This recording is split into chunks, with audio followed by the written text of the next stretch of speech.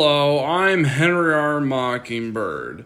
This is part 2 of my top 10 movies I like that everyone else hates. Make sure you see part 1 first.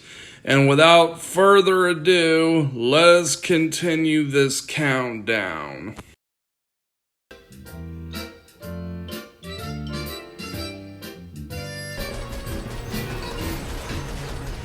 Number 5. Phantom Menace and Attack of the Clones.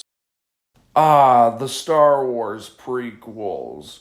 These movies haven't been talked about enough. Oh wait, these movies have been talked about way too much that I would rather have a steamroller roll over me than ever talk about problems with the prequels. So you know what? Hating is illegal. I'm going to talk about the Star Wars prequels, particularly Phantom Menace and Attack of the Clones. I'm not going to do Revenge of the Sith because everyone can agree that's the best one.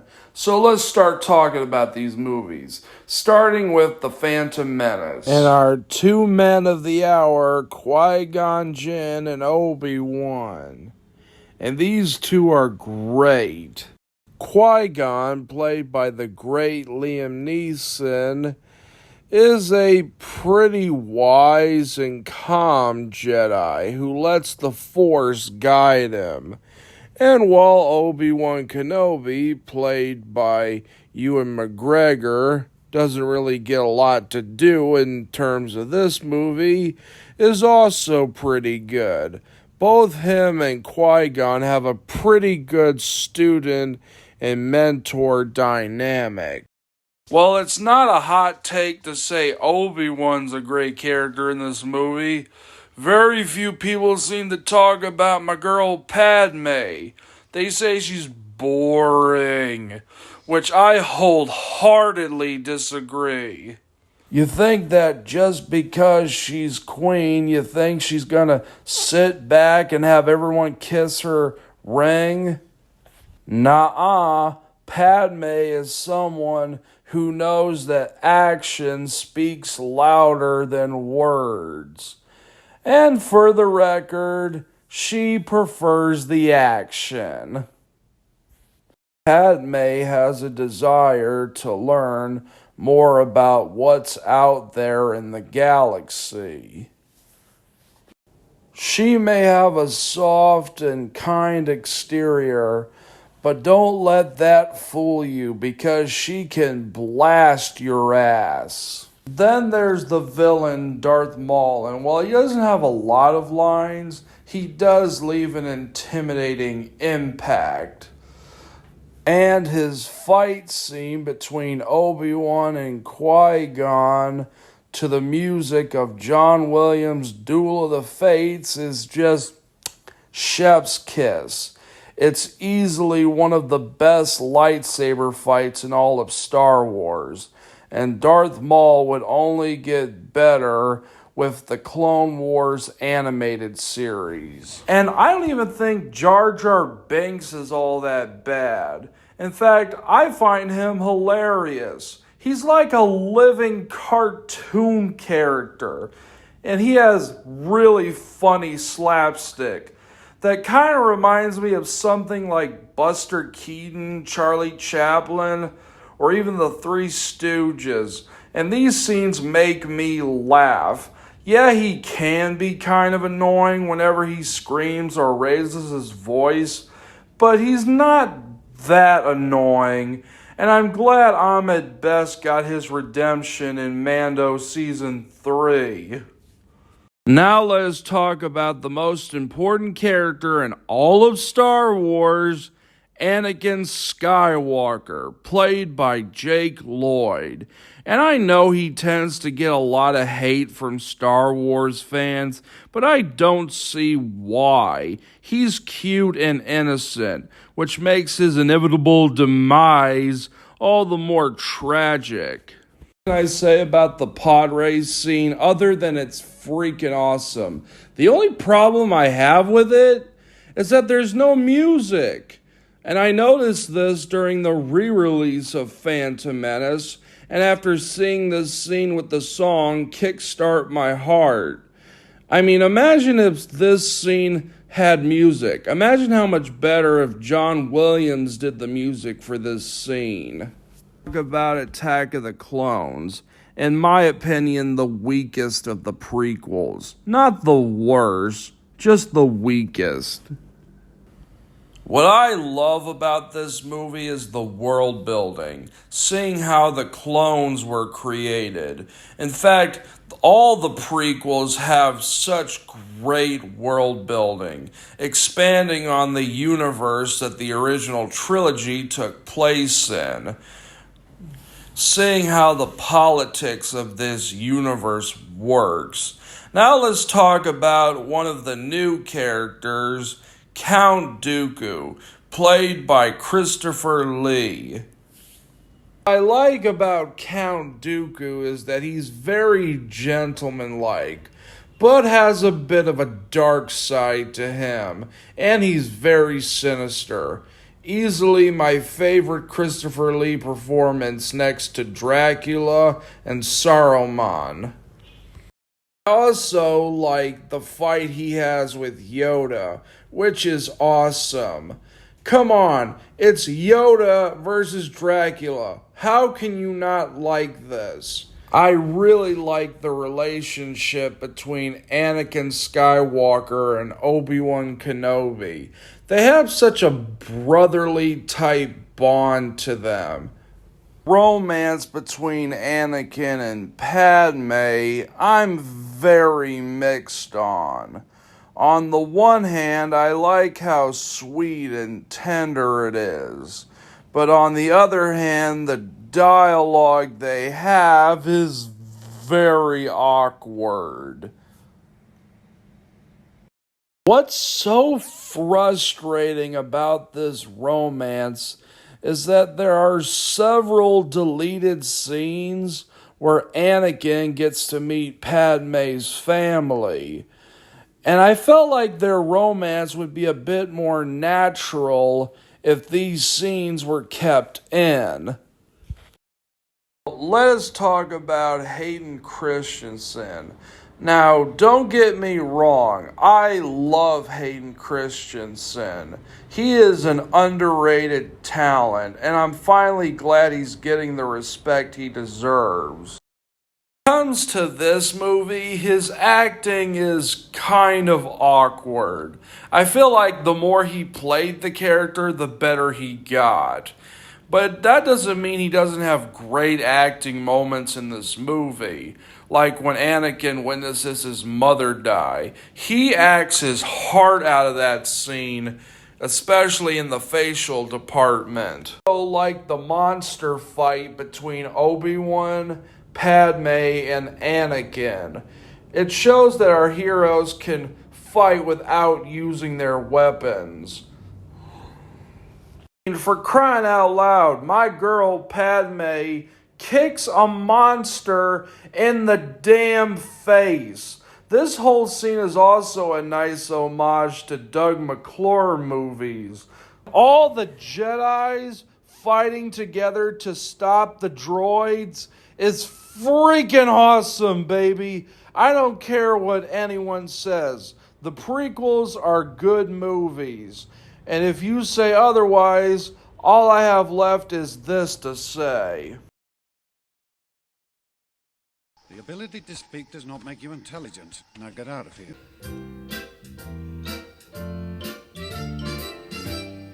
Number 4. The Lost World Jurassic Park and the first Jurassic World movie. The Jurassic Park franchise. What a cursed franchise it is. Now, don't get me wrong. I liked Battle at Big Rock. I'm enjoying Camp Cretaceous. And I've heard that Chaos Theory is pretty good. But as a franchise, Jurassic Park is rather cursed.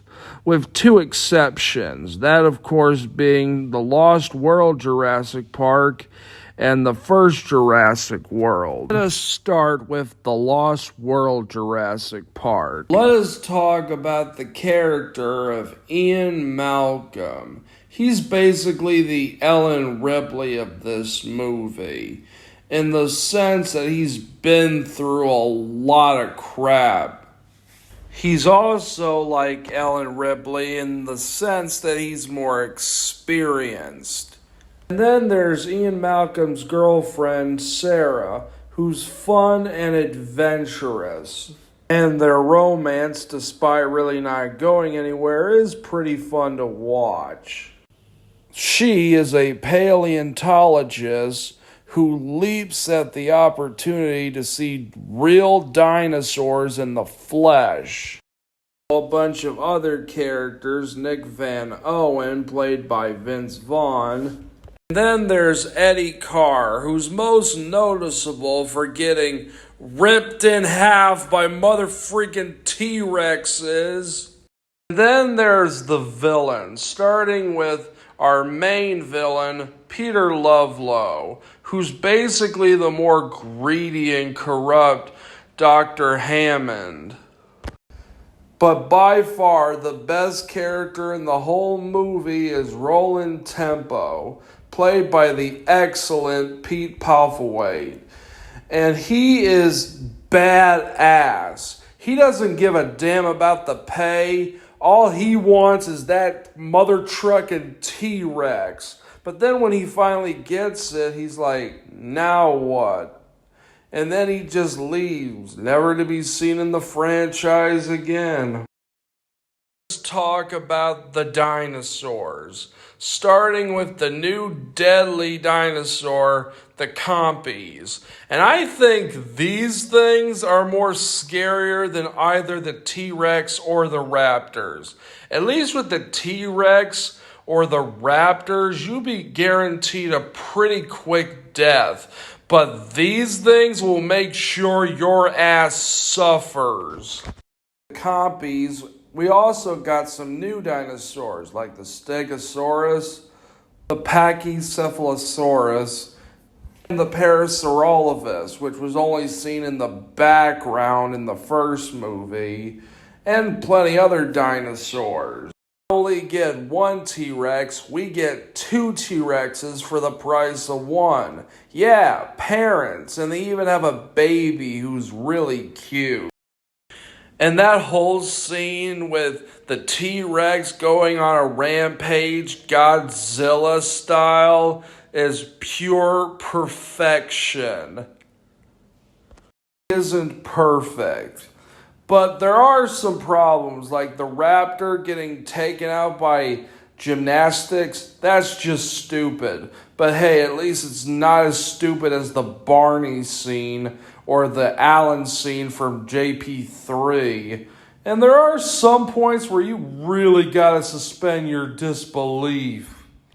Just like Transformers 2007, there is stuff you can nitpick at, like when they arrive in Los Angeles and you see a bitten hand. The criticism I keep hearing is, Ian Malcolm and his buddies are the real villains. If they had let Peter Lovelow capture the dinosaurs and put them in their zoo, everything would have been fine. Fool, you are terribly misinformed.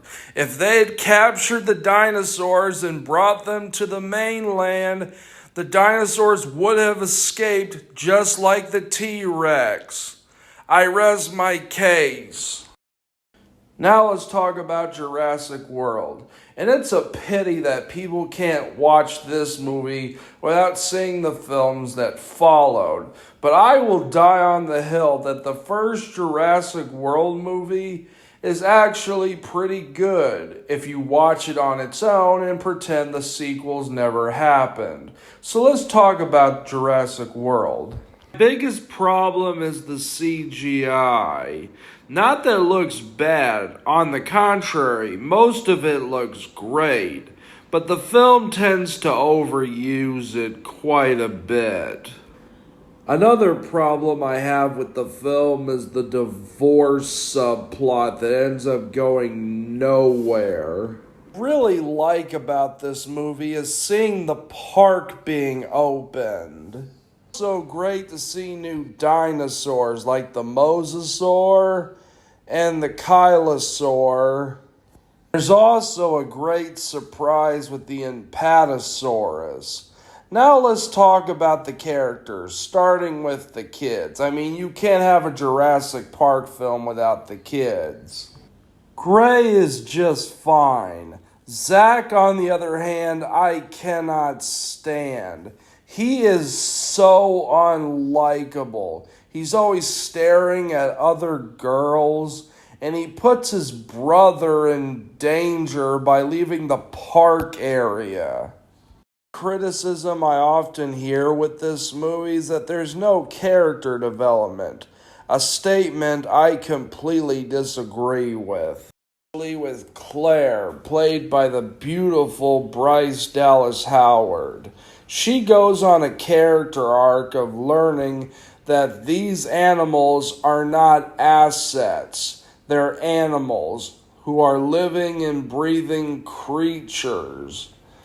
And as the film progresses, she becomes less of a stick in the mud and becomes a badass woman in her own right. I also like Chris Pratt as Owen. He is very charismatic. And I like Owen and the relationship he has with the raptors. And yes, the hand thing is silly, but it makes sense in the context of this film. This is him saying this is the distance between man and animal, which is why when the villain tries to do it later, it fails pretty miserably. Let's talk about some of the raptors. I like seeing the raptors as good guys. My favorite is obviously your favorite, Blue. He's adorable. And let's talk about the new super baddie dino villain of the series, the Indominus Rex, who can camouflage and communicate with other creatures. And when he's on screen, he is terrifying as hell. And the fight scene between him and the T-Rex is pure perfection. Seeing not only the T-Rex take him down, but the raptors, and getting the final blow at the Mosasaur, this is where the series should have ended. But like anything with Hollywood, they didn't know when to leave well enough alone.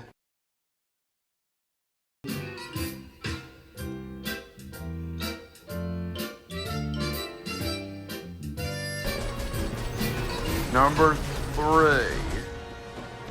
Spider-Man 3. Spider-Man 3. This was another movie that was on my top 8 movies I like that everyone else hates. So I'll try not to repeat what I said in that video. Let us get the big one out of the way. The Emo Peter dance. I hear a lot of people say, "Oh, it's so cringy." Well, my response to that is, that's the point. It's freaking Peter Parker. He's a nerd. He doesn't know the definition of the word cool. Of course, he's going to strut like he's John Travolta and do a goofy-ass dance. But personally, I think it's hilarious. And I think we can all agree it's better than the Morbius dance. Another problem that a lot of people have with this movie is that there's too many villains. Well, if that's the case, allow me to introduce to you the Dark Knight trilogy. Those movies have a lot of villains, and yet I don't see anyone crapping on those movies for having too many villains.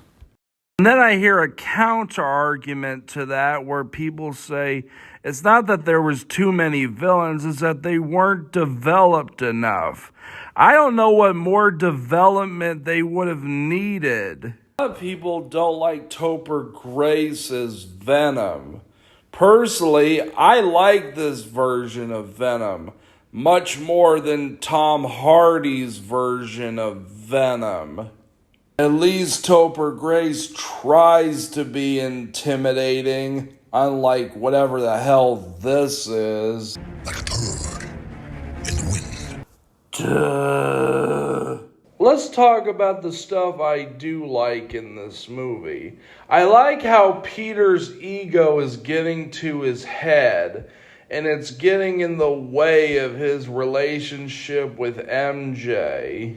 And speaking of MJ, I really like Mary Jane in this movie. I love her singing "I'm Through with Love," and it's wonderful. And fun fact, that's Christian Dunn's actual singing voice. I also like that Peter's already kind of an egotistical asshole even before he puts on the black suit. The black suit only enhances that. And it's not like his time under the Venom's influence is all goofy. There are times when he nearly kills the Sandman and Harry. Got the black Spider-Man suit. I love the black Spider-Man suit.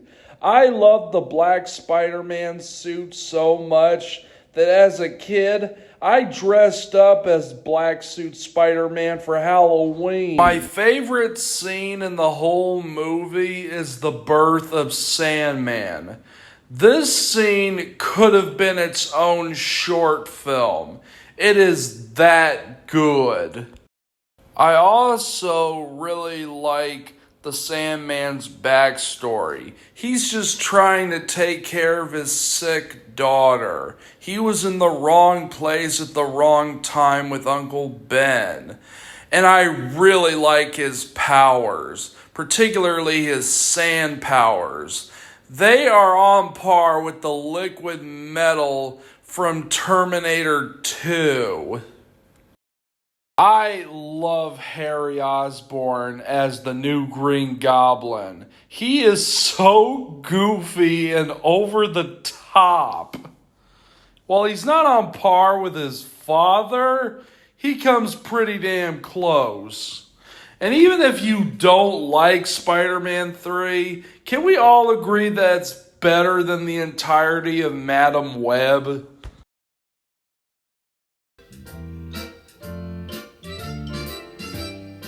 Number 2, Tim Burton's Charlie and the Chocolate Factory.